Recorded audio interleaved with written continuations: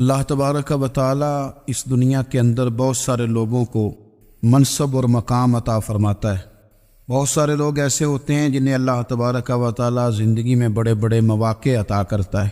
وہ چاہیں تو اس موقع سے اپنے ذاتی مفادات حاصل کریں اور چاہیں تو ان اچھے مواقع کو ملت کی، مذہب کی، قوم کی خدمت کے لیے وقف کر دیں۔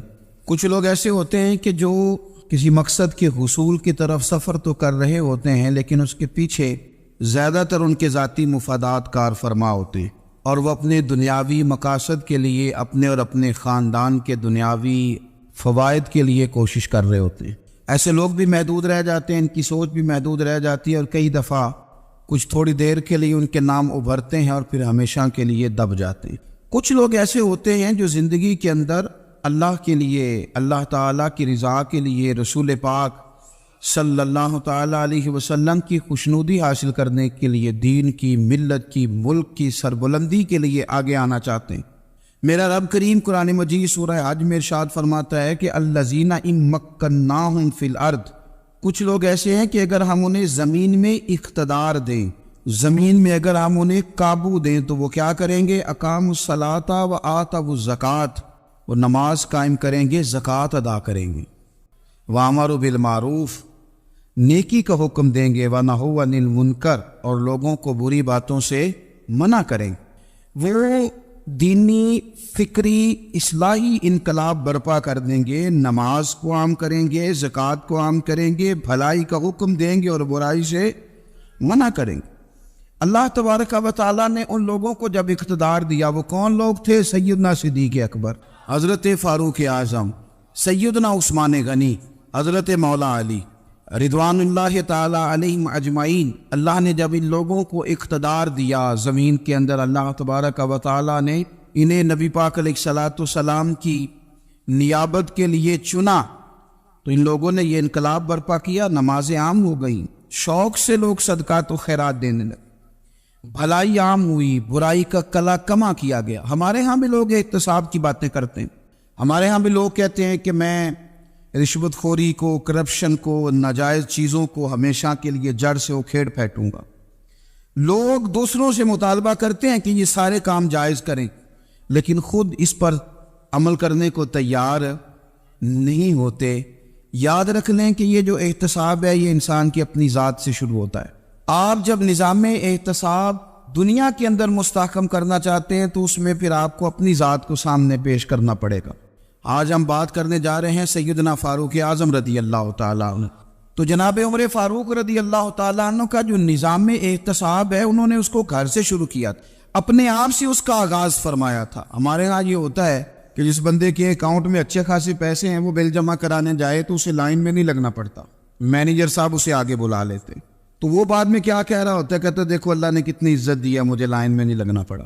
بھائی لائن میں لگنا تو آپ کا یہ تھا کہ آپ سمجھتے ہیں کہ سارے مسلمان ہیں، مومنین ہیں، برابر ہیں، تو میں کسی کو تکلیف میں مبتلا نہ کروں۔ جب آپ آگے چلے گئے تھے تو آپ نے بہت سارے لوگوں کا حق مارا تھا، وہ لائن میں جو لگے ہوئے تھے ان کا وقت لمبا ہو گیا تھا۔ آپ نے تو اپنے آپ کو احتساب کے لیے پیش ہی نہیں کیا، بلکہ آپ نے کہہ دیا کہ جناب میرا تو رتبہ اعلیٰ ہے، لہذا یہ میرا حق بنتا تھا، مجھے تو استحکام ملنا چاہیے تھا۔ یہاں بہت سارے لوگوں نے اپنے حق میں چیزوں کو اور رنگ میں پیش کیا۔ سیدنا فاروق اعظم رضی اللہ تعالیٰ عنہ نے اس نظام احتساب کو اپنے گھر سے شروع فرمایا۔ حضرت عمر فاروق رضی اللہ تعالیٰ عنہ اپنے بچوں سے فرمایا کرتے تھے کہ جب میں حکم لوگوں کو کروں گا نا، اپنی رعایا کو، مسلمانوں کو میں کوئی حکم دوں گا تو تمہیں پہلے اس پر عمل کرنا پڑے گا۔ آپ فرمایا کرتے تھے یاد رکھنا لوگ تمہیں اس طرح دیکھیں گے، لوگ اس طرح تمہیں دیکھیں گے جس طرح گوشت کھانے والا پرندہ گوشت کو دیکھا کرتا ہے۔ چیل گوشت کھاتی ہے تو کیا کبھی اس کو پیغام بھیجنا پڑا ہے کہ تو آجا یہاں گائے مر گئی ہے، بھینس مر گئی ہے؟ خود بخود اس کی نظر ہوتی ہے، وہ پہنچ جاتی۔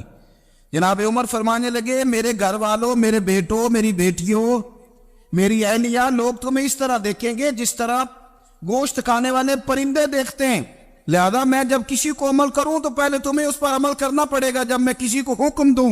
آپ فرمانے لگے یاد رکھنا اگر تم نے میرا حکم نہ مانا تو غیروں نے حکم نہ مانا تو انہیں ایک سزا ملے گی، اور اگر میرے گھر والوں نے نہ مانا تو ڈبل سزا ملے گی، تم پر ڈبل سختی کی جائے گی کہ تم نے میری بات کیوں نہیں مانی۔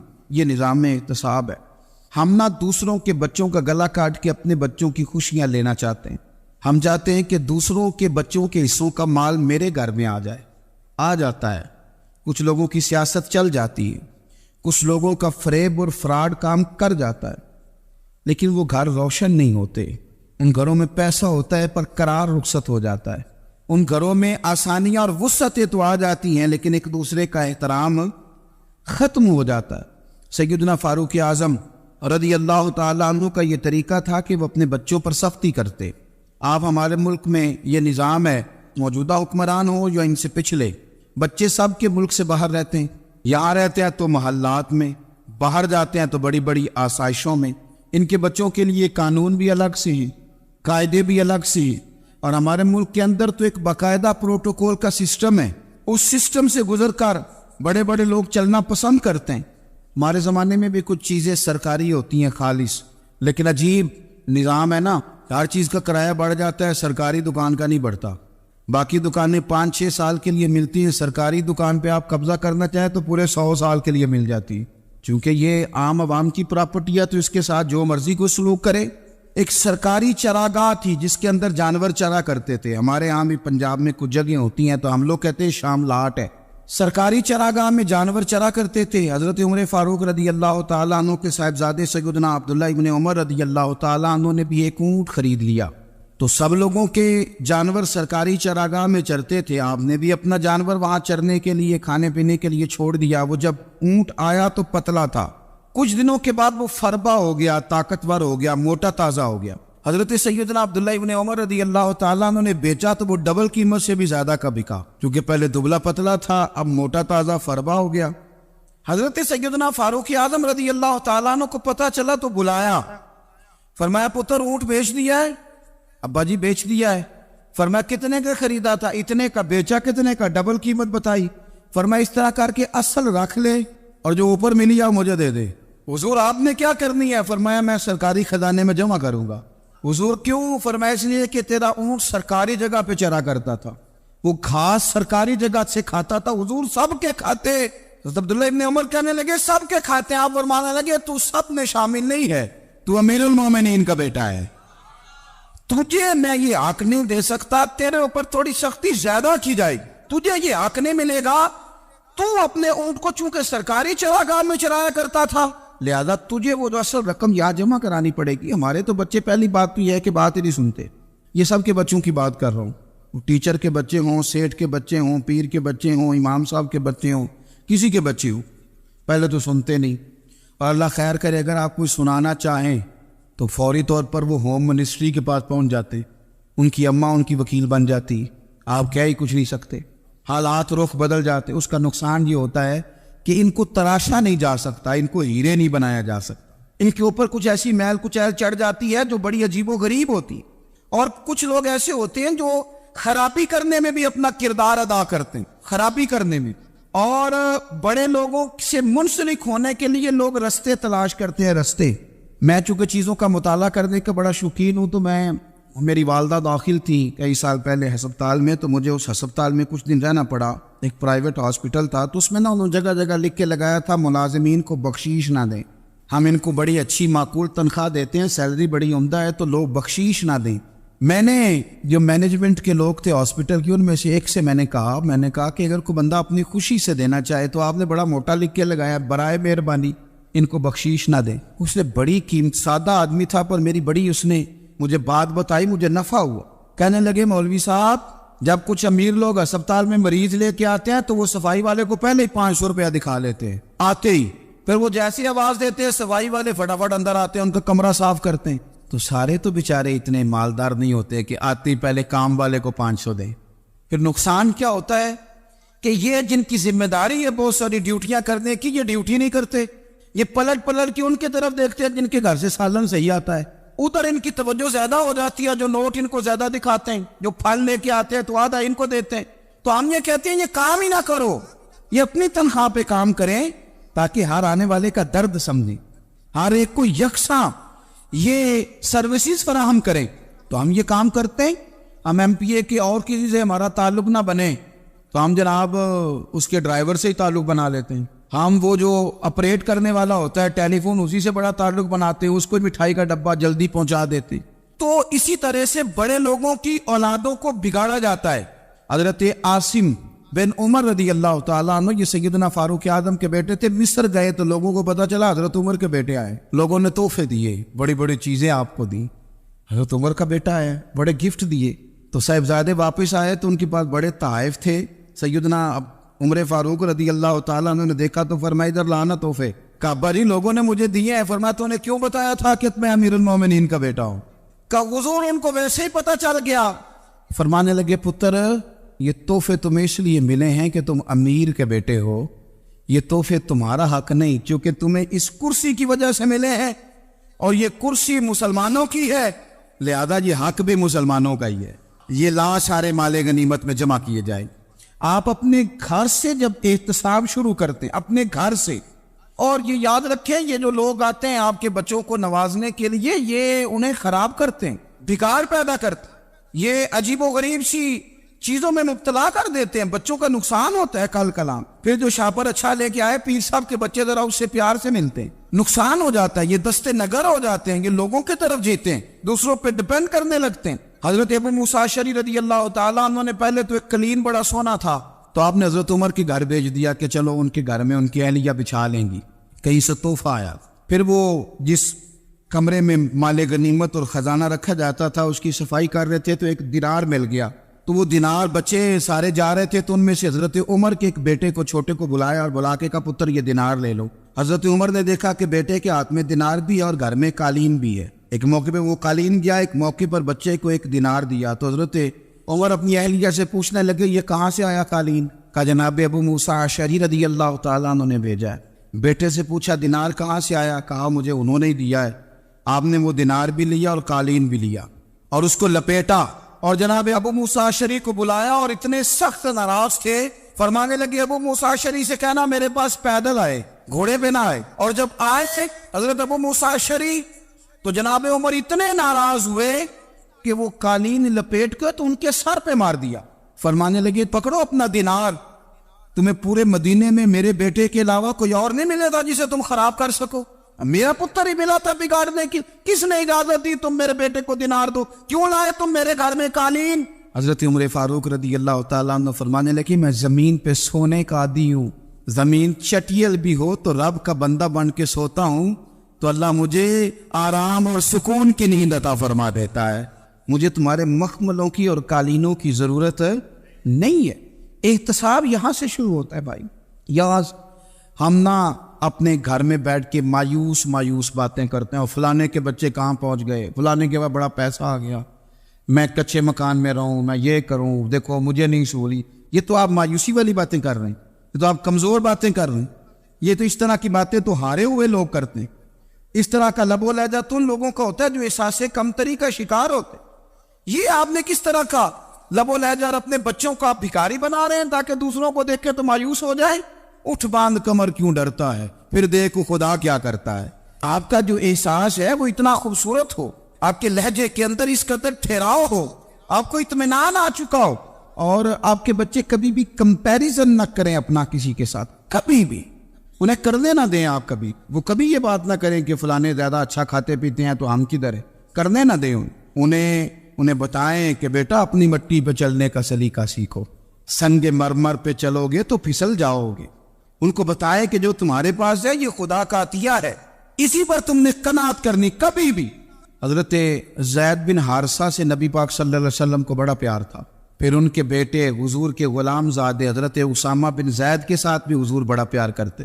لیکن یہ تو مسلمہ حقیقت ہے نا کہ عظمت اور شان تو سیدنا فاروق اعظم کی زیادہ ہے. امت کا اتفاق ہے کہ نبیوں کے بعد سب سے بڑا درجہ جناب صدیق اکبر کا، اور پھر اللہ نے مقام عطا کیا حضرت فاروق اعظم کو. یہ بڑے لوگ تھے. ایک دفعہ مال تقسیم ہو رہا تھا تو حضرت عمر رضی اللہ تعالیٰ عنہ نے حضرت اسامہ بن زید کو 4000 دینار دیے اور اپنے بیٹے عبداللہ ابن عمر کو 3000 دینار دیے. تو حضرت عبداللہ ابن عمر گھر جا کے کہنے لگے ابا جی اسامہ میں وہ کون سی خوبی ہے جو میرے اندر نہیں، اور اسامہ کے باپ میں وہ کون سی خوبی ہے جو آپ کے اندر نہیں. تو حضرت عمر کی عاجزی دیکھیے. حالانکہ بال اتفاق دنیا جانتی ہے کہ جناب عمر فاروق رضی اللہ تعالیٰ عنہ افضل ہیں، پھر بھی پتہ اپنے بیٹے سے کیا کہتے ہیں؟ فرماتے ہیں او سن یار، وہ خدمت گزار ہیں نبی پاک کے، وہ بھی حضور کے گھر میں ڈیوٹی کرتے، نوکری کرتے، اور ان کے بیٹے بھی حضور کی نوکری کرتے، یہ خدمت گزار ہیں۔ فرمانے لگے اگر تو نے پوچھ لیا تو سن، پھر میری تو رائے یہ ہے کہ تیرے سے زیادہ اسامہ بن زید حضور کی نظر میں پیارے ہیں، اور اسامہ کا باپ تیرے باپ سے زیادہ نبی پاک کا پیارا ہے۔ کوئی کمپیریزن کرنے نہیں دیا، بچوں کو کسی ایسی جگہ کھڑے ہونے نہیں دیا۔ فرمایا یہ وجہ ہے، یہ انداز ہے کہ تو زیادہ پیارا ہے۔ حضرت عمر فاروق رضی اللہ تعالیٰ عنہ پسند نہیں کرتے تھے، ذرا برابر بھی پسند نہیں کرتے تھے کہ کوئی شخص اور مال آتا تو اپنے رشتہ داروں کو نوازنے سے بچتے۔ مال غنیمت آتا ہے نا، ہمارے یہاں تو اللہ خیر کرے جب کوئی بندہ کونسلر بنتا ہے، چیئرمین بنتا ہے، تو ٹھیکہ کس کو دیتا ہے؟ کوئی چلو بھتیجا مل جائے، کوئی بانجا مل جائے، کوئی چھوٹا بھائی، اسے بھی کام مل جاتا ہے ساتھ۔ نوازنے پہ لوگ آتے ہیں تو وہ تلاش کرتے ہیں کہ کہاں کو میرا ہے، وہ ٹینڈر ہی ان کے نام کے پاس ہوتے ہیں جن کی طرف ذرا نظر کرم زیادہ ہوتی۔ حضرت عمر فاروق مال تقسیم کر رہے تھے تو بیٹی آگے کہنے لگی ابا جی رشتہ داروں کا بھی حق ہوتا ہے، آپ سب کو دیتے ہیں، آپ کے اپنے آپ کے قریب ہی نہیں آتے۔ تو حضرت عمر فاروق نے کیا لفظ کہے، کیا حقیقت ہے، کیا حسن ہے۔ فرمانے لگے پتر یہ مال تیرے باپ کا نہیں، مسلمانوں کا ہے، جب تیرے باپ کا ذاتی مال ہوگا تو اپنے رشتہ داروں کو دے گا، یہ مسلمانوں کا مال ہے، یہ اسی حساب سے تقسیم ہوگا جو عدل کا حساب ہے، جو ترازو ٹھیک ہے۔ فرمایا تو مجھے یہ مشورہ نہ دے، یہ مسلمانوں کا مال۔ یہاں سے نظام احتساب شروع ہوتا ہے، یہاں سے انسان آگے بڑھتا ہے، اور پھر کوئی تکلف نہیں کسی پر حضرت عمر کا، کوئی چھوٹا ہے یا بڑا ہے۔ حضرت ابو سفیان رضی اللہ تعالیٰ عنہ سردار رہ چکے ہیں مکے کے، بڑے آدمی، لیکن نظام احتساب میں کوئی چھوٹا بڑا نہیں ہوتا۔ حضرت عمر فاروق مکہ مکرمہ گئے تو لوگوں نے کہا حضور جناب ابو سفیان نے نا گلی میں پتھر رکھے اور بہت سارے لوگوں کو رستوں میں تکلیف ہو رہی ہے، تو حضرت ابو سفیان رضی اللہ تعالیٰ عنہ سے بھی لوگ کہہ دیتے تو وہ بھی اٹھا دیتے، لیکن لوگوں نے چونکہ وہ سردار تھے، بڑے تھے، تو لوگوں نے ان سے کہا نہیں۔ حضرت عمر جب آئے تو کہا تو جناب عمر نے پرواہ نہیں کی، خود آئے جناب ابو سفیان سے کہا یہ پتھر آپ نے رکھے؟ کہا حضور ہاں۔ فرمایا یہ بھی اٹھائیے، یہ بھی اٹھائیے، یہ بھی اٹھائیے۔ جب وہ اٹھا رہے تھے تو حضرت عمر کہہ رہے تھے شکر نہیں اللہ کا کہ عمر کہہ رہے ہیں اور ابو سفیان مانتے جا رہے ہیں، شکر نہیں۔ یہ نظام احتساب ہے کہ بڑا ہو یا چھوٹا ہو، اس کو یہ حق حاصل نہیں ہے کہ مسلمانوں کو وہ کسی تکلیف میں کسی بھی صورت میں مبتلا کرے، کہیں بھی کسی جگہ بھی، اس کو یہ والی اجازت نہیں۔ حضرت سیدنا عمر فاروق رضی اللہ تعالیٰ عنہ۔ پھر ایک اور بات تھی، میں کئی دفعہ یہ بات کہتا ہوں اور مجھے ذاتی طور پر اس کا بڑا تجربہ ہے، کچھ لوگ نا خوشامد پسند ہو جاتے، بڑی عمدہ تعریف کرتے ہیں، اوئے ہوئے ہو پول باندھتے ہیں پورے، آپ کے پاس آئیں گے تو کہیں گے جناب آپ سے زیادہ اچھا بندہ ہی کوئی نہیں، تو وہ نا آپ سے کام نکلواتے ہیں۔ پھر وہ کسی دوسرے کے پاس جاتے ہیں تو اسی طرح کا رویہ وہ دوسروں کے ساتھ کرتے۔ یہ عام لوگوں میں بھی مرض ہوتا ہے، عام لوگوں میں۔ اور بادشاہ وہ بندہ اگر، پھر تو اس کا دل کرتا ہے میں اگر بادشاہ سلامت ہوں تو دو چار بندے دیہڑی پہ رکھ لوں پر میری تعریف ضرور کرے، پابندی ہوتی ہے، لوگ یہ کام بڑے شوق سے کرتے ہیں۔ اور شیخ سعدی فرمایا کرتے تھے لکڑی کو گھن کھا جاتی ہے اور بڑے لوگوں کو خوشامد کھا جاتی ہے خوشامد۔ حضرت عمر فاروق رضی اللہ تعالیٰ عنہ اس معاملے میں بھی بڑے مضبوط تھے۔ ویسے مجھے اور آپ کو اچھا کون لگتا ہے؟ ہماری غلطیاں بتانے والا؟ ہمارے ایسا فرمایا کرتے تھے اپنے دشمنوں کی باتوں پر بھی غور رکھو، تمہارے دشمن تمہیں نکھار دیتے ہیں، تمہارے اندر جو کوتاہیاں ہوتی ہیں وہ تمہیں پتہ چل جاتی ہیں کہ یہاں میری اصلاح ہو رہی، ان پر غور کرو وہ کیا کہتے ہیں۔ حضرت عمر فاروق کی تعریف کی ایک بندے نے، کمال تعریف کی، اس کا خیال تھا کہ رزلٹ بڑا شاندار آئے گا، بادشاہ کی تعریف ہوتی تھی تو پھر تھیلی جاتی تھی اشرفیوں کی، کمال رزلٹ آئے گا۔ تو حضرت عمر جب وہ پوری کر چکا نا بات تو فرمانے لگے تو خود بھی ہلاک ہوا اور مجھے بھی ہلاک ہی کر دیا ہے، خود بھی تباہ ہوا ہے مجھے بھی تباہ کر دیا، کس طرح کی باتیں کر رہے۔ ایک بندہ اور آیا اور اس نے آ کے کہا کہ پوری امت میں سب سے افضل ہے فاروق اعظم آپ ہی ہیں۔ حضرت عمر فاروق فرمانے لگے تجھے تیری ماں روئے، ابو بکر تجھ سے بھی افضل تھے، تیرے باپ سے بھی افضل تھے، اور صدیق اکبر مجھ سے بھی افضل ہے اور میرے باپ سے بھی افضل ہے۔ یہ تو کس طرح کی بات کر رہا ہے؟ یہاں ہر شے ہضم نہیں ہو جاتی، فوری طور پہ لوگ ڈکار بھی پورا نہیں لیتے۔ قرآن مجید نے کہا فَلَا تُزَكُّوا أَنفُسَكُمْ هُوَ أَعْلَمُ بِمَنِ اتَّقَىٰ، اپنے منہ سے نہ کہو میں پاک صاف ہوں، اللہ زیادہ بہتر جانتا ہے کہ تم میں سے پرہیزگار کون ہے۔ اپنے منہ سے تعریفیں کرتے کراتے ہو، یہ مزاج چھوڑ دے۔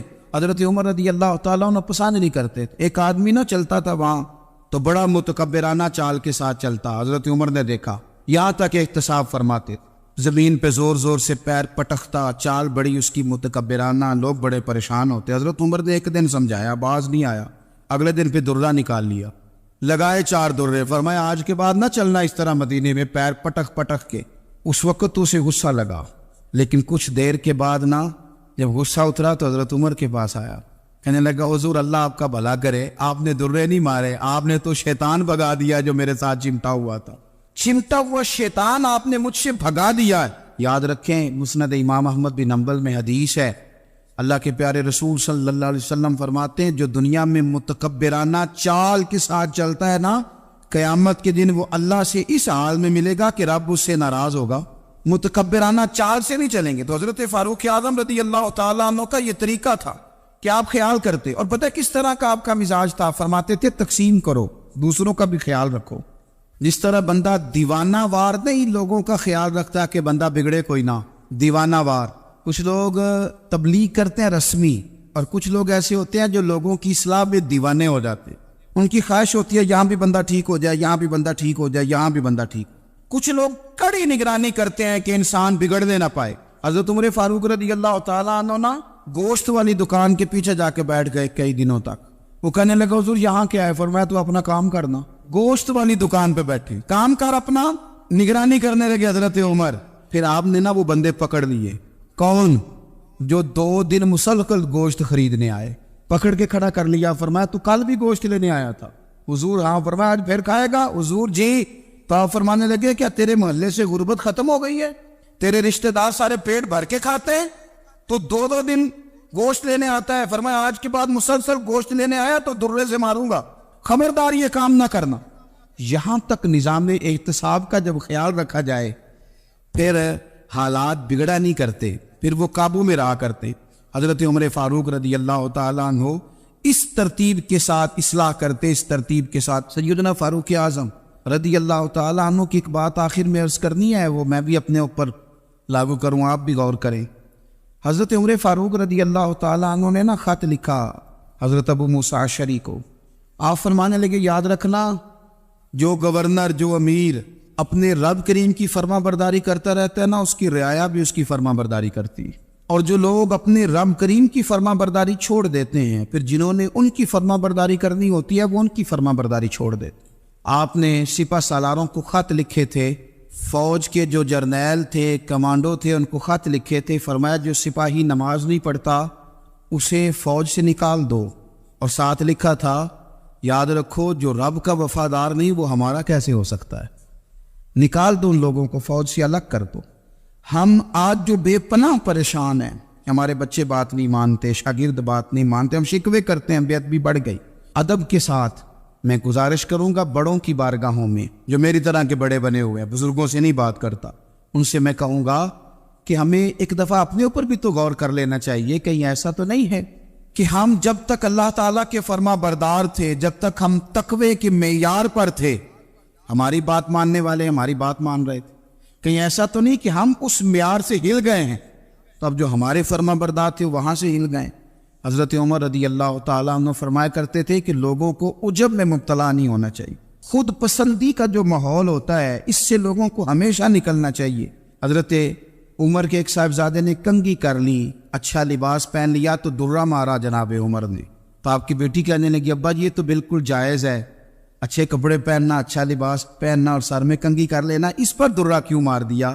تو آپ فرمانے لگے بیٹا یہ خود پسندی میں مبتلا ہونے لگا تھا، یہ اپنے آپ کو بہت بھلا سمجھنے لگا تھا، اس کا خیال تھا کہ میں ہی ہوں، میرے علاوہ کوئی نہیں، یہ اس مقام پہ جا رہا تھا جہاں اس کی تربیت رک جاتی، اس لیے درہ مارا ہے۔ ایک دفعہ حکومتی معاملات کے اندر آپ کی اہلیہ نے مشورہ دینا چاہا، بڑے کام بیویاں نہیں کرتی، بڑے بڑے معاملات میں مداخلت نہیں کرتی۔ ہمارے بر صغیر میں وہ بادشاہ نہیں گزرا کہ جو فیصلہ کرتا تھا تو کرسی پہ بیٹھ جاتا تھا اور پردے کے پیچھے اس کی بیوی بیٹھ جاتی تھی، اور جب وہ فیصلہ سنانے لگتا تو یوں گردن پیچھے کرتا اور اہلیہ جو کہتی وہ فیصلہ سنا دیتا۔ لیکن ایک دفعہ خاتون نے ایک آدمی کو حضرت عمر نے معزول کیا تو آپ کی اہلیہ نے اس آدمی کی اہلیہ حضرت عمر کی اہلیہ سے ملی ہوگی، تو خاتون نے ذرا سفارش کرنی چاہیے، تو جناب عمر فاروق رضی اللہ تعالیٰ عنہ کے ہاتھ میں عصا تھا، ڈنڈا تھا، 2-3 دفعہ زمین پہ مارا، فرمایا تمہیں کس نے اجازت دی ہے حکومتی معاملات میں مشورہ دینے کی؟ یہ مشورہ مولا علی دیں گے یا عثمان غنی دیں گے؟ آپ کو کس نے اجازت دی؟ وہ حکومتی معاملات، وہ مسلمانوں کا اجتماعی معاملہ، وہ مسلمان دیکھیں، آپ کو اس میں آنے کی اجازت نہیں ہے۔ جو آپ کی ذمہ داریاں ہیں، آپ کے حقوق ہیں، ان پر آپ بات کریں۔ تو بھائی نظام میں احتساب اپنی ذات سے شروع کریں۔ ہماری اولادیں، ہمارے بچے، وہ باہر سے انہوں نے زیادہ اثر نہیں لیا، ہم نے انہیں بتایا کہ ہم بڑے غریب ہیں، ہم بڑے مجبور ہیں، ہم تو بڑے کمزور ہیں، ہماری تو سنتا کوئی نہیں، یہ تو امیروں کا ملک ہے، اس میں تو فلانے کو اہمیت حاصل ہے۔ ان باتوں نے ہمارے بچوں کو کمزور کیا ہے، ان باتوں نے ہمارے بچوں کے دلوں میں احساس کمزوری پیدا کیا۔ آپ ان کو جینا سکھائیں، آپ ان لوگوں کو بتلائیں کہ رب کریم نے جو تمہارے لیے بہتر سمجھا وہ تمہیں اپنے فضل سے بڑا عطا فرمایا ہے۔ آپ ان کو ان کے مقام پر رہ کر خوددار اور قناعت پسند ہونا سکھائیں، آپ یقین کریں گھر امن والا بن جائے گا۔ بچے اگر بھنا ہوا گوشت کھا رہے ہوں اور پھر بھی لاڑی رہے ہوں کہ مسالہ میری مرضی کا نہیں، سٹائل میری مرضی کا نہیں، ٹیسٹ میری مرضی کا نہیں، یہ والا گوشت میں نے نہیں کھانا، یہ اس طرح کر کے بھنا ہوتا تو پھر میں نے کھانا تھا، وہ زیادہ خوفناک صورتحال ہو جاتی ہے۔ لیکن اگر ابا جی، اماں جی، گھر والے کھیتوں میں کام کر رہے ہوں اور بچے اچار کے ساتھ روٹی لے کے جائے اور بننے پہ بیٹھ کے، پھٹے پہ بیٹھ کے وہ پھر کھانا شروع کریں، اور جب وہ اچار آئے اور وہ ایک دوسرے کو کہیں کہ آج تو 2 کلے ہو گئے میرے کام کے، اس دفعہ تو دیکھنا ہماری فصل کتنی شاندار ہوگی، ایک دوسرے کو دیکھ دیکھ کے وہ ہنسی اور مسکرائے اور ان کی باتوں میں لذت ہو، اور پھر وہ کہیں کہ آم بڑے اچھے مل گئے تھے، دیکھو اچار کتنا سونا آ گیا ہے، دیکھو یہ کس قدر زیادہ اچھا ٹیسٹ ہے، تیل بھی بڑا اچھا ہے، گل بھی بڑے وقت پہ گیا ہے۔ آپ یقین کریں یوں لگتا ہے کہ کائنات کی سب سے بہترین روٹی یہ لوگ کھا رہے ہیں۔ یہ سوچ حضرت عمر نے ہمیں دی ہے۔ حضرت عمر کا بیٹا مصر گیا، وہاں سے کمائی کر کے لایا، تجارت کرنے گیا، لاکھوں کا مال۔ کون سا باپ ہے دنیا میں جس کا بیٹا باہر سے پیسے لے کے آئے تو ابا تفصیل پوچھے کہ بیٹا کہاں سے کمائے، کہاں سے لایا، کتنے ملے، کیوں آئے؟ کون سا باپ تفصیل پوچھتا ہے؟ ابا تو کہتا لا صحیح اور تعریفیں کرتا ہے، میرا بیٹا بڑی کمائی کرتا ہے۔ کبھی پوچھا ہے اس سے کہ ڈیوٹی صحیح دیتا ہے کہ نہیں؟ کبھی پوچھا ہے کہ تو ایمانداری کی روزی لاتا ہے کہ حرام کی کماتا ہے؟ یہ باپ کی ذمہ داری ہے، یہ اماں کی ذمہ داری ہے۔ پھر کہتا ہے بیماری کیسے آ گئی، پریشانی کیسے آ گئی؟ تو نے کبھی سوال کیا اپنی اولاد سے؟ حضرت عمر فاروق رضی اللہ تعالیٰ عنہ کا بیٹا مصر سے پیسے کما کے لایا تو جناب عمر نے بلایا، فرمایا بیٹے اتنی تو تیرے پاس راس ہی نہیں تھی، تھوڑے سے تو پیسے لے کے گیا تھا، اتنی کمائی کیسے ہو گئی؟ اتنے تو پیسے نہیں تھے صاحب، کہاں سے کمائی لائے؟ اس نے کہا ابا جی وہ جو میرے چچا ہے نا مصر کے گورنر، آپ کے دوست، انہوں نے میری مدد کی ہے۔ فرمایا جتنے لوگ گئے تھے سب کی ہے مدد؟ اس نے کہا نہیں صرف میرے کی۔ فرمایا تیرے کیوں کی؟ کہا حضور آپ کے دوست ہے۔ فرمایا چپ کر، حضور انہوں نے مجھے اتنے پیسے دیے، میں نے کاروبار میں ڈالے تو نفع آیا تو میں ان کی رقم دے کے۔ فرمایا خاموش ہو جا، باقی جتنے لوگ گئے تھے سب کی مدد کی؟ اس نے کہا نہیں حضور صرف میری کی۔ فرمایا اس نے تیری مدد نہیں کی، اس نے خلیفہ کے بیٹے کی مدد کی، اس لیے کہ وہ خلیفہ کو اپنے حق میں نرم کر سکے۔ فرمایا آدھا مال تیرا ہے، آدھا مال غنیمت کا ہے، مال خزانہ کا ہے، مسلمانوں کا ہے، اس لیے کہ تو جو وہاں سے مال کما کے لایا ہے وہ اپنے باپ کے خلیفہ ہونے کی وجہ سے کما کے لایا ہے، لہذا رکھ ادھر۔ یا کہتے ہیں کدھر سے آیا، کیسے آیا، کون سا حساب دے، کیا کرے؟ او بھائی حضرت عمر رضی اللہ تعالیٰ عنہ کا اپنی اولاد کے بارے میں یہ رنگ ہے۔ ایک جنگ سے نا خوشبو آئی، خوشبو بڑی مہنگی ہوتی تھی، عرب میں خوشبو آج بھی بڑی مہنگی ہے، وہ زیادہ استعمال کرتے۔ میری باتوں کی سمجھ آ رہی ہے میرے بھائی میں؟ بڑی مہنگی خوشبو تھی۔ جب وہ خوشبو آئی تو حضرت عمر نے کہا، گھر میں پہلے پہنچی حضرت عمر کے، چونکہ زیادہ عورتیں استعمال کرتی تھی گھر کے اندر خوشبو، مرد بھی لگاتے تھے۔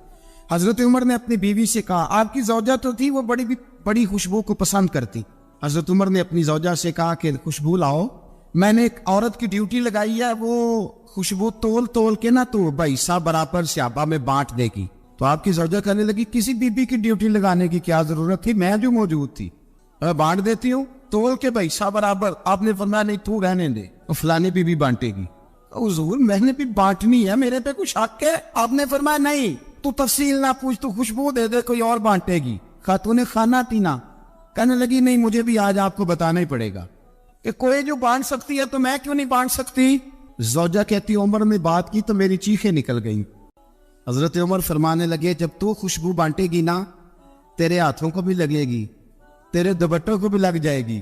اگر رب کریم نے مجھ سے سوال پوچھا کہ عمر خوشبو تو مسلمانوں کی تھی، تیری بیوی کے دوپٹے کو کیوں لگ گئی، تو میں اللہ کے حضور کیا جواب دوں گا؟ اگر اللہ نے یہ سوال کیا کہ تیری بیوی نے کیوں لگائی، وہ تو حصہ تھا مسلمانوں کا، تو نے تیری بیوی نے کیوں لگائی؟ تو فرمایا میں نہیں چاہتا کہ اللہ کے حضور مجھے اور تجھے باز پرس ہو، لہذا کسی اور کو بانٹنے دے۔ زوجہ روئی اور تڑپ کے کہنے لگی عمر مجھے لگتا ہے صبح قیامت بھی تیری بیوی ہونے کی وجہ سے اللہ مجھے جنت عطا فرما دے گا، تیری زوجہ ہونے کی برکت سے۔ بھائی یہ معیار رکھا، خدا کی قسم ایسا شخص تاریخ میں دوبارہ نہیں آیا۔ اتنا بڑا آدمی، اتنا بڑا شخص، اتنا بڑا آدمی، اور پھر رنگ یہ ہے کہ عمر 22 لاکھ مربع میل کا حکمران، اور کھجور کے درخت کے نیچے مٹی کا ڈیلا لے کے سو گئے ہیں، پرواہ کوئی نہیں، کوئی مسئلہ ہی نہیں۔ 2 غلام ساتھ بیٹھے، ایک روٹی حضرت عمر نے گھر سے منگوائی، تھوڑا سا سرکہ، تو غلام کہنے لگے ہم نے بھی کھانی ہے۔ فرمایا کوئی حرج نہیں، روٹی کوئی پیٹ بھر کے کھانا ضروری تو نہیں، 3 حصوں میں بانٹ لیتے۔ ایک آدمی آیا ہوا تھا مصر کا رہنے والا ملنے کے لیے، اس نے پوچھا عمر کدھر ہے؟ تو کہا وہ ادھر جاؤ مسجد میں بیٹھے ہوں گے، اور واپس آیا تو کہنے لگا وہاں تو 3 غلام بیٹھے، ایک روٹی بانٹ کے کھا رہے ہیں، لگتا ہے کئی دنوں سے روٹی نہیں ملی۔ کہا 3 غلام تو کوئی نہیں، وہاں 2 ہی تھے، تیسرے تو امیر المومنین تھے۔ اس نے کہا نہیں 3 غلام ہیں، کپڑے بھی ایک طرح کے پہنے ہوئے، بلکہ 2 کے تو پھر صحیح ہے، تیسرے کے تو زیادہ مارے ہیں، کپڑے بھی ایک طرح کے، کھانا پینا بھی ایک طرح کا، اور ان کا نشست برخاست بھی ایک طرح کی ہے، لہذا کوئی فرق نہیں۔ حضرت ابو ہریرہ کہتے ہیں میں لے کے آیا، اور جناب عمر کو جب میں نے کچی زمین میں تامت سمیٹ بیٹھے دیکھا تو میں رو پڑا۔ میں نے اس مصر سے آنے والے کو کہا تو اس کے جلوے دیکھ، اگر اس کی ذات میں اتنا حسن ہے تو محمد عربی کا مقام کیا ہوگا؟ مقام غور۔ 10 محرم کو لوگ دیگے پکائیں گے نا، ہم بھی پکائیں گے انشاءاللہ، یہاں بھی پروگرام ہوگا۔ تو 10 محرم کو جو دیگ پکنی ہے تو ایسا نہیں ہو سکتا کہ 1 محرم کو حضرت عمر کے نام کی بھی کوئی پک جائے۔ اگر امام حسن حسین کے نام کی دیگیں پکے تو جو امام حسن حسین کے سے پیار کرنے والے ہیں، جو امام حسن حسین سے، ہم لوگوں نے بھی عجیب رٹا اپنایا ہے نا، ہم لوگ بات کا ایک پہلو دیکھتے ہیں دوسرا نہیں دیکھتے۔ حضرت امام حسن اور حسین کو بھی نبی پاک نے شہید کہا، اور جناب عمر کو بھی رسول اللہ نے خود شہید فرمایا، فرمایا شہید ہے، خود فرمایا اپنی زبان سے کہ یہ شہید ہے، خود میرا عمر شہید ہے، تو ان کے نام کی دیگ نہیں پکنی چاہیے، اس طرف نہیں ہماری توجہ ہونی چاہیے۔ اور اہل بیت نبوی، یہ بات میں پہلے بھی کرتا ہوں آج پھر کرنا ضروری سمجھتا ہوں، اہل بیت کا پیار سن لو کان کھول کے، اہل بیت کا پیار اگر ہمیں کسی نے سکھایا ہے تو سیدنا عمر فاروق نے سکھایا ہے۔ اہل بیت نبوت کی محبت اگر کسی نے سکھائی ہے تو کس نے سکھائی ہے؟ بول کے بتائیے، حضرت عمر نے۔ اہل بیت کا پیار ہمیں حضرت عمر نے بول کر کے سکھایا ہے۔ بھائی یاد رکھے، کسی کی طاقت نہیں تھی دم مارنے کی حضرت عمر کے سامنے، طاقت ہی نہیں تھی، کیسر و کسرا کانپ جاتے تھے، جرأت ہی نہیں کرتے تھے حضرت عمر۔ ہمارے تو تعلقات بڑے ہیں نا غیروں سے۔ حضرت ابو موسیٰ اشعری رضی اللہ تعالیٰ عنہ فرماتے ہیں میرا منشی عیسائی تھا، وہ کاتب کہتے تھے وہ لوگ، میرا حساب کتاب عیسائی تھا، تو فرماتے ایک دن میں نے وہ سارا حساب کتاب لین دین کے حضرت عمر کو دکھائے تو فرمانے لگے جس میں لکھے ہیں اس کو بلاؤ۔ کہنے لگے وہ ضرور مسجد نہیں آ سکتا۔ کیوں نہیں آ سکتا؟ کہنے لگے وہ عیسائی ہے۔ کہتے ہیں حضرت عمر جلال میں آ گئے۔ آپ فرمانے لگے جنہیں رب دور کرتا ہے تم کیوں قریب کرتے ہو؟ یعنی اللہ دور کرتا ہے۔ فرمایا تم غیروں کو اگر عہدے دو گے تو اپنوں کا کیا بنے گا؟ اگر تم غیروں کو عہدے دو گے تو اپنوں کا۔ ہم نے غیروں کو عہدے دیے تو دیکھا نا اپنے کس طرح کاٹے جا رہے ہیں۔ غیروں کو جو عہدے دے دیے، جرانے سارے غیروں سے روز دعویٰ ہوتا ہے چین ہمارا سجن ہے، چین ہمارا دوست ہے۔ او بھائی دوست ہے تو اس سے کہو نا کہ برما تو تمہاری ایک چھوٹی سی ریاست ہے، چین کے بغیر تو وہ سانس بھی نہیں لے سکتا، اس کو کہو نا اس حکومت پہ دباؤ ڈالے۔ لیکن ہم لوگوں نے غیروں کو عہدے دیے تو اپنے پس گئے۔ حضرت عمر کہتے تھے ذمہ کا ہم ادب کریں گے، ذمہ کافر کا ہم، ایسا کافر جو مسلمان ریاست کو قبول کرے، بدامنی نہ پھیلائے۔ ایک آدمی کو آپ نے دیکھا آنکھوں سے نابینا ہے اور بھیک مانگ رہا ہے، تو حضرت عمر کو نظر آ گیا، فرمایا کون ہو؟ اس نے کہا میں یہودی ہوں۔ فرمایا بھیک کیوں مانگتے ہو؟ کہا جب تک تندرست تھا مسلمانوں کو جزیہ دیتا تھا، بوڑھا ہو گیا ہوں کیا کروں؟ حضرت عمر نے گھوڑے کی پشت پہ بٹھایا کافر کو، گھوڑے کی پشت پہ بٹھایا اور بٹھا کے مدینے لائے. حضرت علی شیر خدا وزیر خزانہ تھے. فرمایا علی اس کا وظیفہ جاری کرو. کہا یہ کون ہے؟ فرمایا یہ یہودی ہے لیکن یہ ہمیں جزیہ دیتا رہا, بوڑھا ہو گیا بیچارہ, بھیک مانگنے پہ مجبور ہے, ہماری حکومت کے اندر رہتا ہے, اس کا پورا وظیفہ جتنا خرچہ اتنا وظیفہ لگاؤ. حضرت علی کہتے ہیں میں وظیفہ لگا رہا تھا اور وہ میرے نبی کا کلمہ پڑھ رہا تھا, وہ رسول اللہ کا کلمہ پڑھ رہا تھا. یہ مزاج یہ نہیں کہ کافر. حضرت عمر نے گورنروں کو خط لکھے تھے کہ زبردستی کسی کو مسلمان نہیں کرنا, جہاں ان کی عبادت گاہیں بنی ہو گرانی نہیں, کوئی مندر کوئی گرجا ضائع نہیں کرنا. اسلام سب کو جینے کا موقع دیتا ہے, پر بے ایمانو ظالمو بدذاتو تمہیں یہ کہتا ہے کہ ہم تمہیں جینے کا موقع دیتے, تم بھی مسلمانوں کو جینے کا موقع دو. امام حسن ملنے, آپ یقین کریں میں جب اس واقعہ کو پڑھتا ہوں تو میرا دل جھوم جاتا ہے. میں کہتا ہوں یار ڈاٹا ہونا اپنی جگہ پہ, عشق ہونا اپنی جگہ پہ, انسان کا باوقار ہونا اپنی جگہ. جہاں کھڑے ہونا تھا وہاں یہ کھڑے ہوتے تھے, اور جہاں جھکنا تھا وہاں یہ. ان لوگوں میں اقبال نے کہا تھا تیری نگاہ ناز سے دونوں مراد پا گئے, عقلِ غیاب و جستجو عشق حضور و اس طرح. جہاں اگر آیا ہے سامنے کیسر و کسرا تو عمر جیسا دلیر کوئی نہیں, اگر سامنے آیا ایران کا بادشاہ تو عمر جیسا تگڑا کوئی نہیں, اگر آیا ہے سامنے غسان کا بادشاہ تو عمر جیسا عادل کوئی نہیں. لیکن اگر علی کا بیٹا آیا ہے, اگر فاطمہ کے لال پارے آئے ہیں, تو پھر فاروق اعظم سے جیسا محب کوئی نہیں, پھر ان سے جیسا پیار کرنے والا کوئی نہیں. اندر بیٹھے ہیں جناب عمر, اندر تنہائی میں کچھ وزیروں سے گفتگو ہو رہی ہے, میٹنگیں جاری ہے. آپ کے بیٹے ملنے آئے جناب عبداللہ ابن عمر, ابا جی ملنے میں, بات ٹھہرو بات کر رہا ہوں, کوئی نہ اندر آئے. صاحبزادہ باہر کھڑا ہے. تھوڑی دیر گزری تو امام حسن بھی آ گئے. کون آئے؟ آپ کو عجب ملے گا امام صاحب کا نام لینے سے, وہ سردار ہے جنتیوں. حسن تیری نسل پاک میں ہے بچہ بچہ نور کا, تو ہے نور تیرا سب کرانا. امام حسن آئے تو حضرت عبداللہ ابن عمر کو دروازے پہ کھڑے دیکھا. امیر المومنین کہاں ہے؟ کہنے لگے حضرت عمر کے بیٹے. کہنے لگے وہ اندر بیٹھے, کچھ میٹنگ ہو رہی ہے اور انہوں نے کہا کوئی اندر نہ آئے, لیکن آپ جانا چاہیں تو چلے جائیں.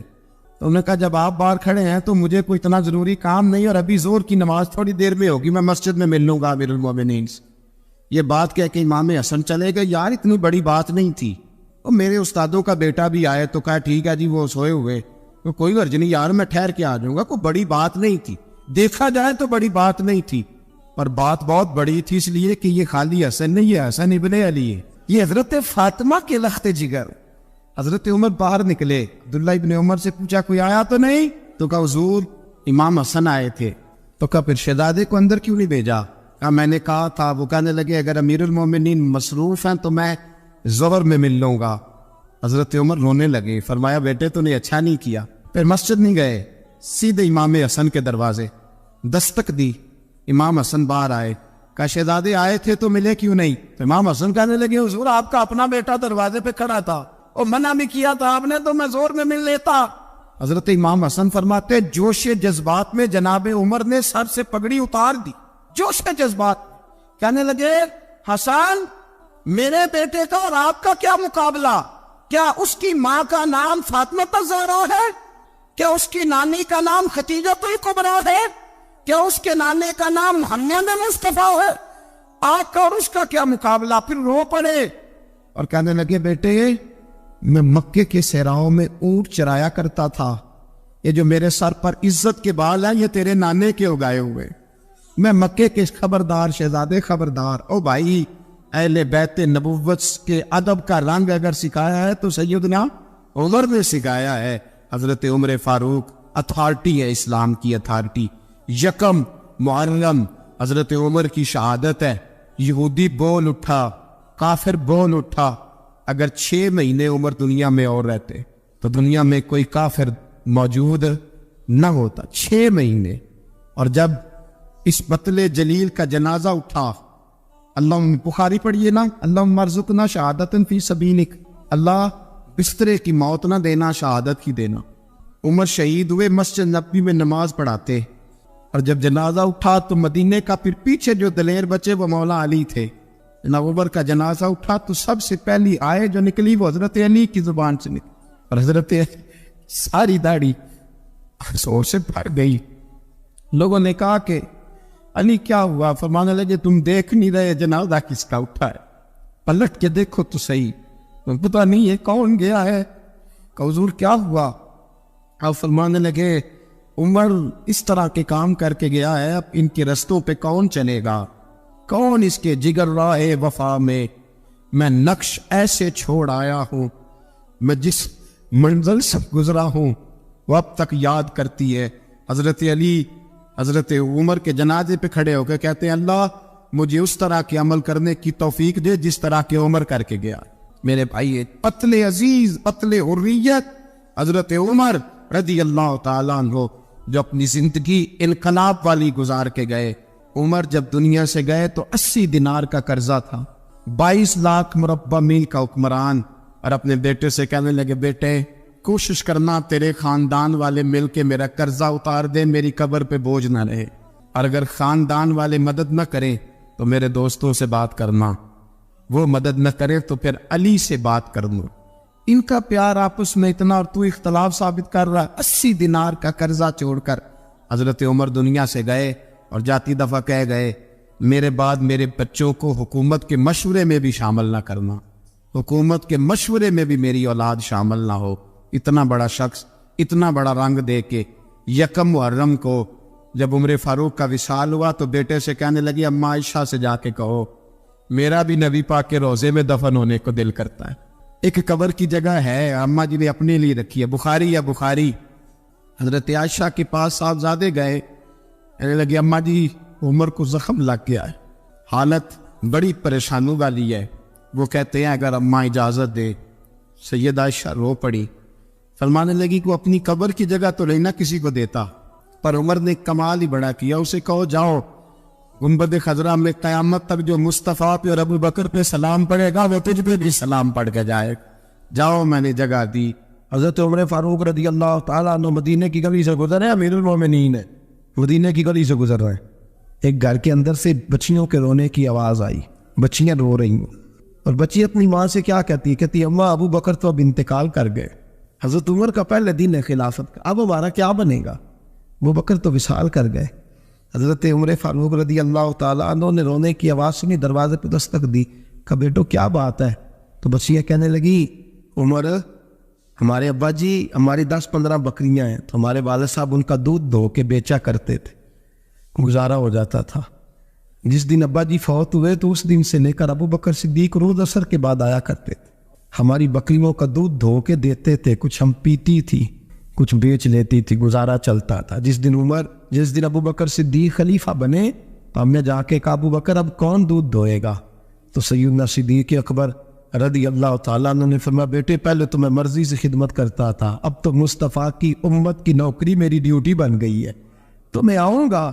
بچیاں رو رہی ہیں، حضرت عمر کو بتاتی ہے، کہتی ہیں ابو بکر چلے گئے ہیں تو ہم پریشان ہیں، یتیم ہیں، لاوارث ہیں، بھائی کوئی نہیں، کون آئے گا، کون دیکھ بھال کرے گا؟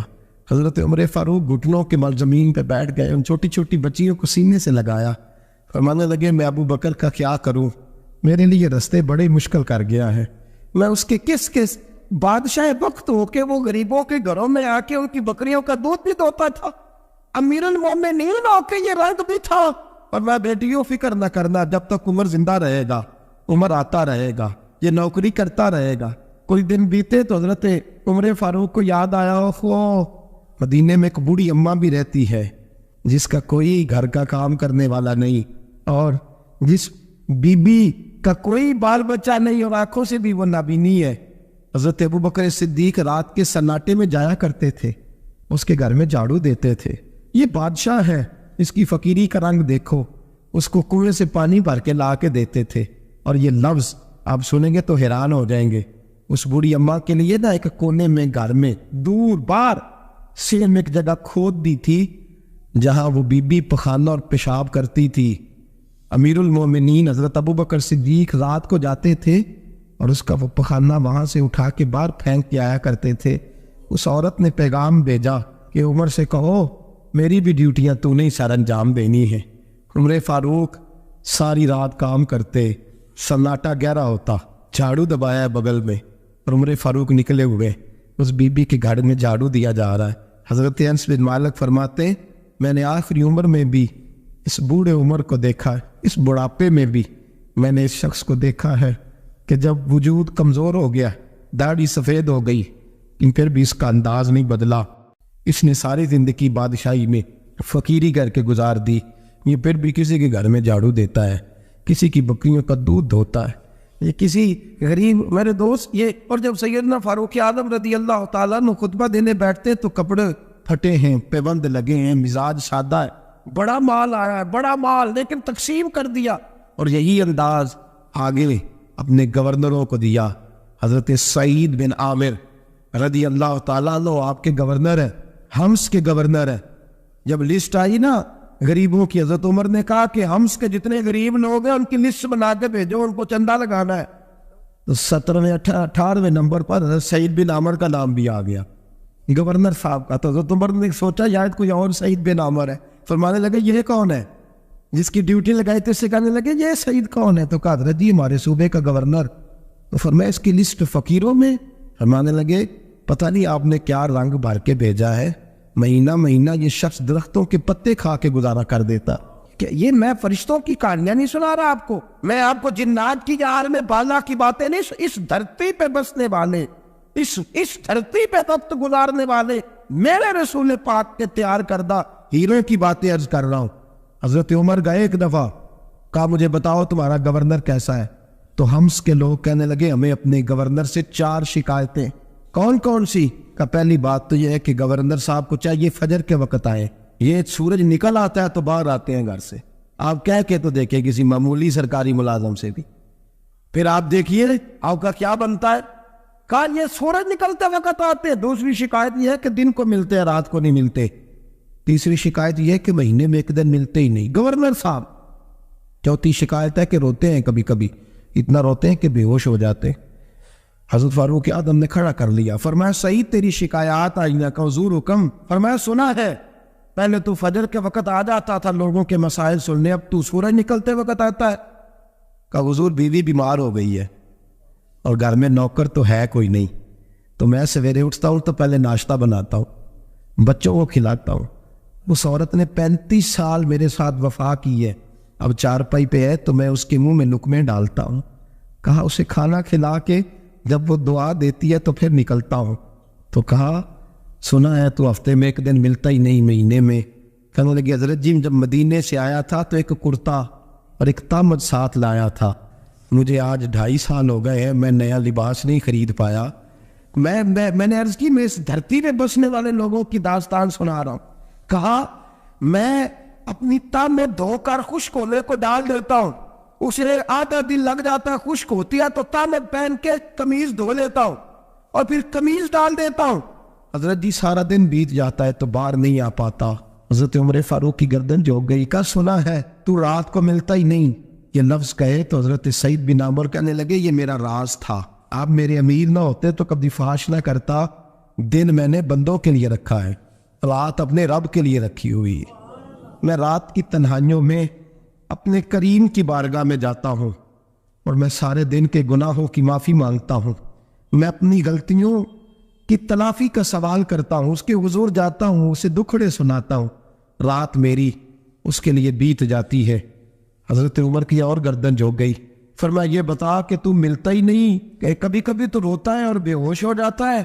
حضرت جی 40 سال کی عمر میں کلمہ پڑھا ہے، جب 40 سال کے پچھلے گناہ یاد آتے ہیں تو کب پھر میں ضبط نہیں کر پاتا، وہ خطائیں، وہ پاپ، وہ جرم، وہ خطائیں، جب سوچتا ہوں کہ رب کھڑا کر کے پوچھے گا بتا یہ جرم کیوں کیا، تو وہ احساس مجھے پریشان کر دیتا ہے۔ حضرت جی میں پھر برداشت نہیں کر پاتا، پھر میں تڑپ اٹھتا ہوں، میری یہ کوتاہیاں ہیں، بتائیے کیا کہتے ہیں۔ حضرت فاروق اعظم نے گردن اٹھائی تو آنکھوں میں آنسو تھے، کہنے لگے یا اللہ مجھے اس جیسے کچھ اور گورنر بھی عطا فرما، یا اللہ اس جیسے کچھ اور گورنر بھی۔ عزیزو اپنا حال کیا ہے؟ ملک شام جب فتح ہوا تو حضرت سعد بن ابی وقاص رضی اللہ تعالیٰ عنہ کہتے ہیں کہ کچھ لوگ مجھے کہنے لگے کہ ہم آپ سے معاملات طے نہیں کریں گے، ہم جزیہ دیں گے، ٹیکس دیں گے، اسلامی حکومت کے زیر اثر آئیں گے، لیکن آپ سے معاملات طے نہیں کریں گے، اپنے امیر کو بلائیے۔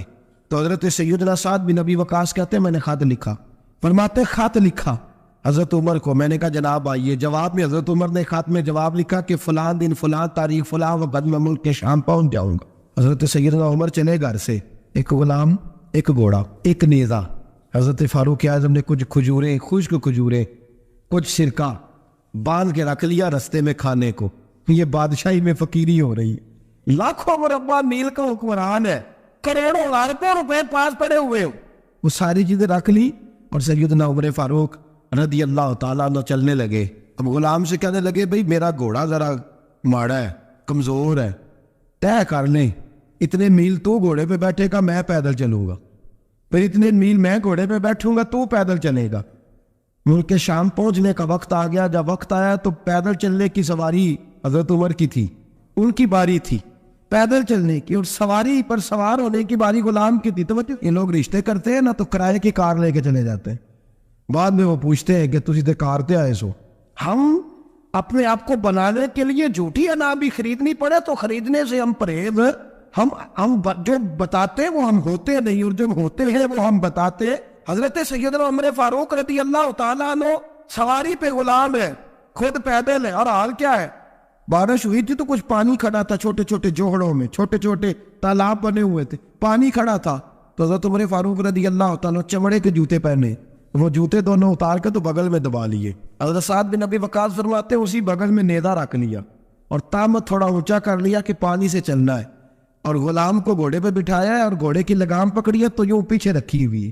اور حضرت سیدنا فاروق اعظم رضی اللہ تعالیٰ عنہ آ رہے ہیں. غلام کہنے لگا حضور لوگ دیکھ رہے ہیں، مہربانی کرے بیٹھ جائیں. فرمانے لگے نہیں باری تیری ہے، تو ہی بیٹھے گا.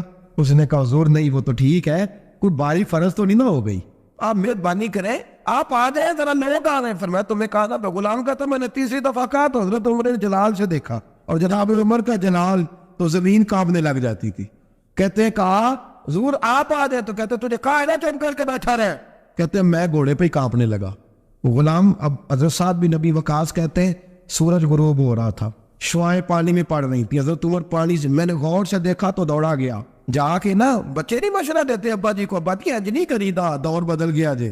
کہتے میں دوڑا گیا اور جا کر کے حضرت سیدنا عمر فاروق کو کہا حضور مہربانی کریں، ٹھیک ہے آپ کی درویشی سے کون آگاہ نہیں، وزیر کھڑے ہیں، سفیر کھڑے ہیں، بڑے بڑے عمرا، بڑے بڑے ملکوں کے حکمران ہیں، آپ مہربانی کریں یہ تام ذرا نیچا کریں، اور جوتا پہن لیں، اگر خراب ہو گیا تو اللہ میرا بھی دے دے گا، اور مہربانی کرے ذرا غلام کو کہے نیچے آ جائے. حضرت عمر کہنے لگے تمہیں کیا تکلیف ہے؟ کہا حضرت جی وہ وزیر مشیر کھڑے ہیں، یہودی ہیں، عیسائی ہیں، نجرانی ہیں، وہ بڑے بڑے مزاحمت کر بڑے بڑے ملکوں کے، آپ کا بڑا نام سنا ہے. حضرت سیدنا سعد بن ابی وقاص فرماتے ہیں میرے ساتھ اتنا ترش رویہ حضرت عمر کا پہلے کبھی نہیں ہوا. کہتے ہیں ماتھے پہ شکن آیا اور کہنے لگا تجھے تیری مار ہوئے، ان 4 لوگوں کے لیے میں اپنے نبی کا طریقہ چھوڑ دوں، ان 4 دنیا داروں کے لیے نبی پاک کا طریقہ چھوڑ دوں. فرمانے لگے سر سے پگڑی اتاری حضرت عمر نے جلال میں، فرمانے لگے میرے سر پہ جو بار ہے نا یہ مجھے کسی دنیا دار نے نہیں دیے، یہ ساری عزتیں مجھے آمنہ کے نام میں عطا فرمائی ہے، اور میں ہوں محبوب کا طریقہ ان 4 لوگوں کی خاطر چھوڑ دوں. فرمایا قرآن کہتا ہے ان اللہ یامر بالعدل والاحسان، جب میں نے خود عدل کا تقاضا یہ رکھا ہے کہ کبھی وہ بیٹھے گا کبھی میں بیٹھوں گا، باری اس کیا تو میں کیسے بیٹھ جاؤں. حضرت سعد بن ابی وقاص فرماتے ہیں اسی درویشی میں سلام اس پر کہ جس نے بادشاہی میں فقیری کی. کہتے ہیں اسی درویشی میں حضرت عمر پہنچے تو جو پہلے ڈرا کرتے تھے جب حضرت عمر آئے تو انہیں کامتے بھی دیکھا، روب اور بڑھ گیا، ان کے دلوں کے اندر حضرت عمر کا دبدبا اور بڑھ گیا، اور میرے کانوں میں کہنے لگے سعد پہلے سنا تھا لیکن دنیا سچی کہتی ہے، جو حال محمد اور محمد کے غلاموں کا ہے صلی اللہ علیہ وہ دنیا میں دوسرا کوئی حاصل کر سکتا. آج ہمارے پروٹوکول، ہمارے دبدبے، ہماری انا پرستیاں، ہمارے دعوے، ہمارے طریقے، میرے عزیزوں لوگ ہمیں آ کے مثال دیتے ہیں، کہتے ہیں یورپ کی فلاں گلی میں یہ ہوتا ہے. میں نے کہا وہ گرد راہ کو نہیں پہنچ سکتے، یہ ساری چیزوں تو میرے مصطفیٰ کے غلاموں سے حاصل کی ہیں. لوگ ہم نے چھوڑ دی، غیروں نے اپنا لی. خدا را اپنی زندگی میں تبدیلی لائیں. درویشی، سادگی، بے تکلفی، یہ زندگی حسین ہوتی ہے، یہ زندگی سکون والی ہوتی ہے، یہ زندگی اچھی ہوتی ہے، یہ فرحت اور تازگی والی ہوتی ہے. اپنے آپ کو ان تکلیفوں اور آلائشوں میں مبتلا نہ کرے. اگر اللہ مال دے، عزت دے، دولت دے، اللہ تعالیٰ نفاست عطا کرے تو پھر اپنے آپ کو سادہ کریں، آزاد کریں، کھلی ہوئی کتاب بنا کے اپنے آپ کو رکھیں۔ مجھے ایک بچہ کہنے لگا حضرت جی جب بھی آتے ہیں آپ کہیں بیٹھے مل جاتے ہیں، ہم کسی کو لا کے کہتے ہیں جناب حضرت جی بڑے مصروف ہیں اور آپ یہاں آگ تاپ رہے ہیں جلا کے، مہربانی فرمائیں۔ میں نے کہا یار 2-4 دن تو بن سور کے بیٹھنا بندے کے لیے آسان ہوتا ہے، سارا دن ملمہ سازی کر کے رکھنا اتنا آسان کام ہو تو ویسے بھی بندہ جو ہو وہ نظر آئے تو اس کے لیے زیادہ بہتر ہوتا ہے، جو ہو وہ دکھائی دے، وہ زندگی آسان ہو جاتی ہے، بہتر ہو جاتی ہے۔ اور ویسے بھی جو کھلی ہوئی کتاب ہوتی ہے اس میں لوگ مشکوک نہیں ہوتے، جو بندی ہوئی ہوتی ہے نا اس میں لوگوں کو خبر نہیں ہوتی کہ نہ جانے یہ کیا معاملہ ہے۔ میرے عزیزو، اپنے آپ کو بے تکلف بنائے۔ بے تکلف سے مراد یہ نہیں کہ جیسے بے تکلفی ہم نے ایک غلط چیز کا نام بے تکلفی رکھ دیا ہے کہ جو آدمی بات پہ ٹھٹھا کرے، بات میں مذاق کرے، وہ بے تکلف ہوتا ہے۔ یہ تو بے تکلفی اسلام اس کو پسند ہی نہیں۔ بے تکلفی سے مراد یہ ہے کہ جھوٹی انا نہیں بنائے، جھوٹے معاملات اپنے گرد نہیں اوڑے۔ اپنی اگر اللہ آپ کو بہت زیادہ مال و دولت دیتا ہے تو جتنا وہ مولانا رومی کہتے ہیں جتنا ٹہنی پہ پھل زیادہ لگتا ہے نا اتنی وہ ٹہنی جھک جاتی ہے۔ جو اکڑی ہوتی ہے سمجھو وہ خالی ہوتی ہے۔ اگر آپ پھلدار ہیں تو پھر آپ کو جھکے، پھر آپ کو با اخلاق ہونا چاہیے، با محبت ہونا چاہیے، پیار والا ہونا چاہیے۔ زندگی میں اس چیز کو ضرور اپنائیے۔ بڑے لوگ وہی ہوتے ہیں جن کا کردار بڑا ہوتا ہے، بڑے وہی ہوتے ہیں جن کی بات بڑی ہوتی ہے۔ کوئی باتوں سے اور پروٹوکول سے کبھی بڑا نہیں ہوتا، ہمیشہ مدحت خیر الانام میں گزرے۔ دعا ہے یوں اور درود و سلام میں گزرے۔ آخر دعویٰ الحمدللہ۔